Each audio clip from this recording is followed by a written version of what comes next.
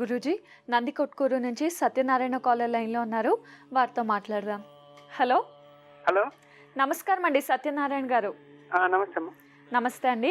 ఎవరి గురించి తెలుసుకోవాలనుకుంటున్నారు? మా గురించేనమ్మా, నా గురించే. తప్పకుండా అండి. మీ నక్షత్రం చెప్పండి. అవి లేవమ్మా, నాకేం నక్షత్రం. సుమారు ఎంత వయసు ఉండొచ్చు మీకు? నాకు 33, 34 సంవత్సరాలు. సరేనండి, మాట్లాడండి గురూజీతో. నమస్కారం అండి. నమస్కారం గురూజీ, మీ పాదాభివందనాలు. మా ఆశీస్సులో ఉంటుంది. మాకు వివాహం అయ్యి 15 సంవత్సరాలు అయింది స్వామి. మీకు వయసు ఎంత ఇప్పుడు? 34 సంవత్సరాలు, 33, 34 సంవత్సరాలు. వివాహం అయ్యి ఎన్ని సంవత్సరాలు అయింది? 15 సంవత్సరాలు అయింది స్వామి. అప్పుడు మీకు ఎంత? 17 ఏండ్లా అప్పుడు? 18 ఏండ్లు. ఓకే ఓకే ఓకే, చెప్పండి. మాకు సంతానం లేదు స్వామి.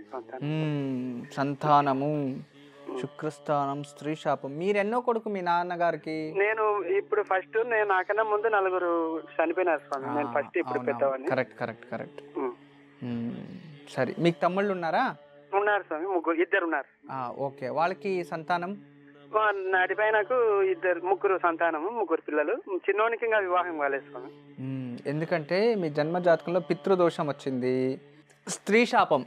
మీ కుటుంబంలో మీ నాన్న తాతగారు వంశంలో ఎవరో ఎక్కడో ఏదో ఒక అమ్మ, స్త్రీ మాత, అది చెల్లెలు కావచ్చు, అమ్మ కావచ్చు, ఎవరైనా కావచ్చు, ఏదో ఒక పెద్ద ఒక శాపం పెట్టి చనిపోయారు. చాలా బాధపడి చనిపోయారు. చనిపోయే సమయంలో ఆ కర్మఫలము అనేది వచ్చింది మీ కుటుంబం పైన. ఆ కర్మఫలం వల్లే మీ జీవితం ఇలా అవుతూ ఉంది. ఏ దాంట్లోనూ తృప్తి లేదు మీకు? ఏ దాంట్లో తృప్తి ఉంది చెప్పండి? లేదు స్వామి, తృప్తి. ఏ దాంట్లోనూ తృప్తి లేదు. ఏం పని చేస్తారు? మేము చెనక్కాయ వ్యాపారం స్వామి. సరే, మంచిది. నేను కొంచెము పరిహారాలు చెప్తాను, చేయండి.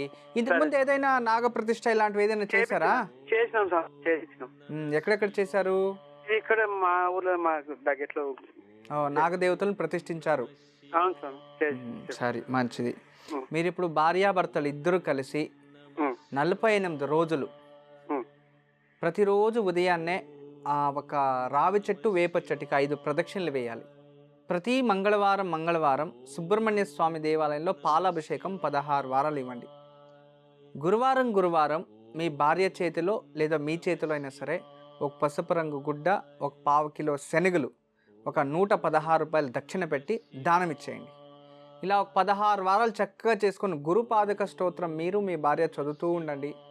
ఎందుకంటే జన్మజాతకంలో యోగం అయితే ఉంది, సంతాన యోగం. కర్మఫలం పోవాలి. ఇది చేయడం వలన మీకు సంతాన భాగ్యం వస్తుంది.